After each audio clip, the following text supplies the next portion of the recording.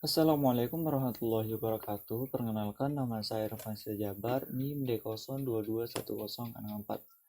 Kali ini saya akan membuat video guna menyelesaikan tugas ujian akhir semester mata kuliah grafika komputer, yang dimana tugasnya yaitu membuat animasi 3D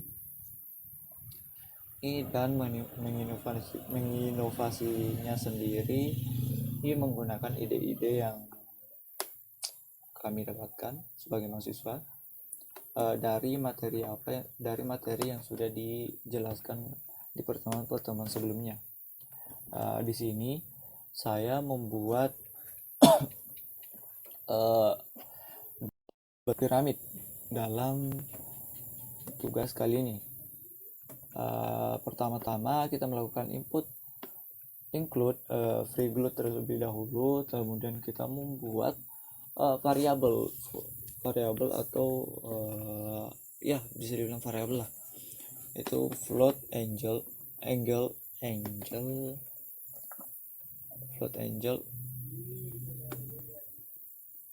menentukan angle-nya nanti.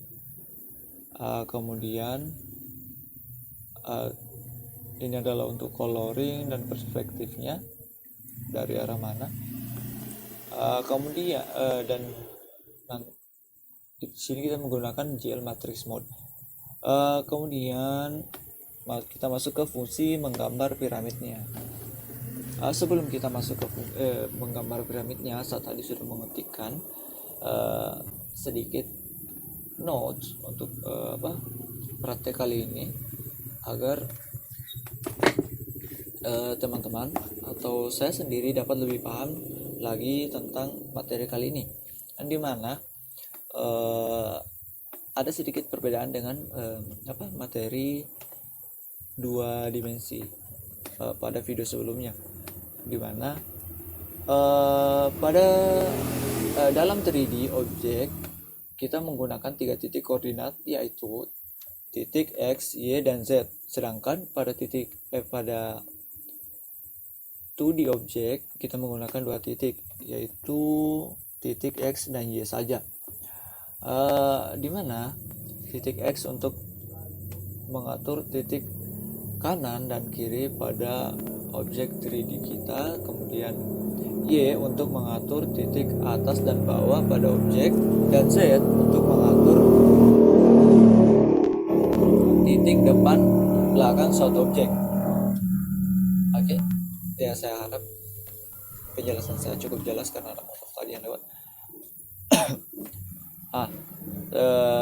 Pertama kita masuk ke sisi segitiga pertama, karena dalam piramid itu kita menggunakan 4 sisi segitiga, dan di bawahnya itu alasnya akan membentuk persegi.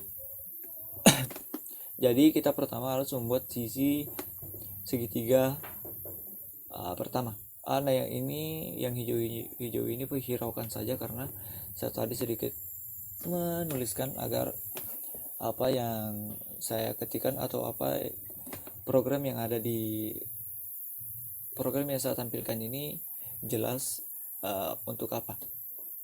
Pertama kita membuat sisi segitiga pertama. Nah, di baris pertama ini kita memberikan warna coklat atau memberikan warna pada segitiganya. Terus baris kedua itu kita menentukan titik puncaknya. Nah, untuk menentukan titik puncaknya itu kita tentukan titik Y-nya, dan X dan Z-nya itu biarkan di 0 saja, agar dia berada di tengah-tengah gitu. Kemudian kita buat sisi kiri bawah segitiga. Sisi kiri bawah segitiga itu kita buat di titik -1 UX dan -1 Y sebelah bawah, dan kita isi juga Z-nya itu -1 agar agak ke belakang. Sama dengan yang di atas, kita juga membuat sisi kanan bawah segitiga, di mana sisi X-nya itu di 1.0 X yang sebelah kanan yang positif, terus ini Y-nya itu sama dengan Y sisi kiri bawah tadi agar sejajar gitu, dan ini juga disamakan agar sejajar nantinya. Nah untuk 3 sisi lagi ke bawah itu sama saja, hanya saja titik koordinatnya harus disesuaikan agar nanti dapat membentuk piramid sempurna. Setelah itu kita membuat titik-titik atau segitiga 4 sisi segitiga ini. Nah di bagian bawahnya baru kita tambahkan persegi untuk sebagai alasnya. Nah untuk bagian bawah ini kita harus memperhatikan setiap kaki dari dari sisi segitiga ini. Misal sisi segitiga 1 itu kita harus perhatikan agar sesuai dengan yang ini, sehingga sisi segitiga yang ininya yang di sebelah sini itu tersambung dengan persegi yang kita buat jadi untuk menjadi alas dari piramid ini. Ya saya harap dari penjelasan saya bisa dipahami dan cukup jelas gitu. Setelah kita membuat alasnya,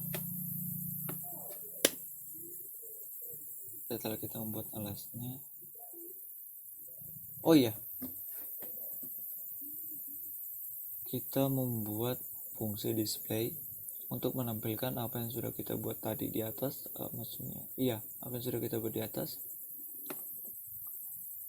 Terus kita juga menambahkan rotate 3D, ya dimana angel yang sudah kita buat tadi di atas kita tambahkan di display ini untuk melakukan rotate nantinya. Harus kita melakukan membuat fungsi update atau metode untuk melakukan update atau penggambaran ulang saat melakukan rotasi, sehingga rotasinya akan berjalan secara terus menerus karena dilakukan update setiap pergerakannya, dan rotasinya akan berjalan secara 360 derajat gitu. Kemudian di sini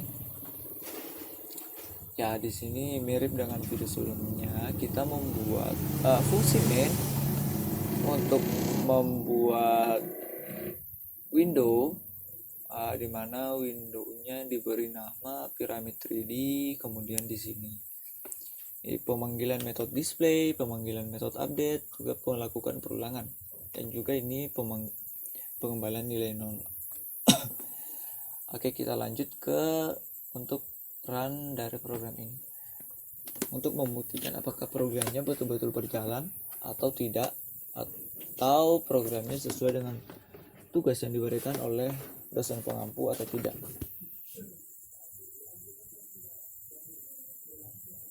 Tunggu, ini ada sedikit lama.